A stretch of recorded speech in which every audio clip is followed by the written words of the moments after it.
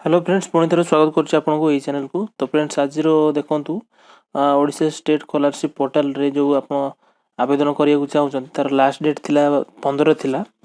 तो ता बढ़ी जाइए देखो मुझे समस्त बतेबी एप्लिकेशन स्कॉलरशिप वेबसाइट को जब आसवा चाहते डिस्क्रिप्शन लिंक टी अच्छी आसीपारे। देखो अप्लाई स्कॉलरशिप रे क्लिक करूँ।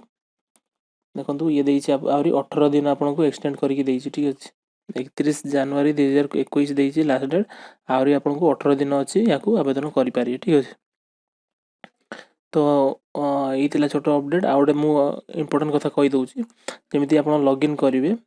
देखो ये आधार नंबर देवे देवे पासवर्ड देवे जदि पासवर्ड भूली जाइए ये देखो फॉरवर्ड पासवर्ड अच्छी फॉरवर्ड पासवर्ड करके आउ पासवर्ड आपण जो आधार कार्ड मोबाइल नंबर रजिस्ट्रेशन अच्छी से नंबर को ओटीपी जीव ओटीपी जाकि आप थे रिसेट करेंगे। ठीक अच्छे पासवर्ड टी आउ थे रिसेट करेंगे जदि आप अलरेडी आपड़ी आपंकर रजिस्ट्रेशन करना रजिस्ट्रेशन आसिक आप आधार कार्ड देकी रजिस्ट्रेशन करेंगे।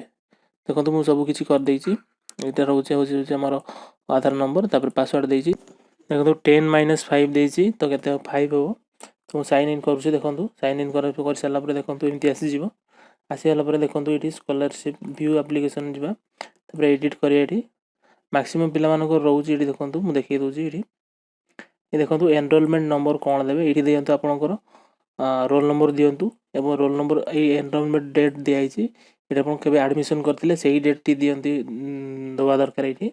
तो एनरोलमेंट नंबर आपंकर रपर रोल नंबर रपर एनरोलमेंट डेट रहा जो दिन एडमिशन करते से दिन रहा। ठीक अच्छे देखो करेन्ट ईयर ये देखिए लिखाई एडमिशन जोटा रिएडमिशन करते से नंबर टी देवे रिएडमिशन नंबर टी देवे रिएडमिशन डेट टी देवे। ठीक अच्छे तो ये मैक्सिमम पिला डाउट रोचे तो मुझे बतईदेली आ देखु एलिजिबल इनफॉरमेशन जो रोच इनकम सर्टिफिकेट सब आप पीडीएफ फॉर्मेट रही दरकार।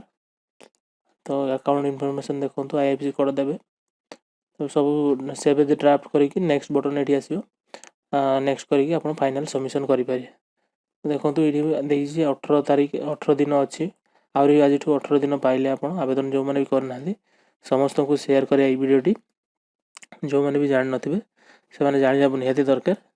जो देखो एसटी भी अच्छी एससी भी अच्छी ओबीसी एससीबीसी अच्छी ईबीसी समस्त आसी तो आप निहाती आवेदन करेंगे। जो जहाँ थिला लास्ट डेट 15 तारीख थिला ता घुंची दिखाई 31 जनवरी कराई।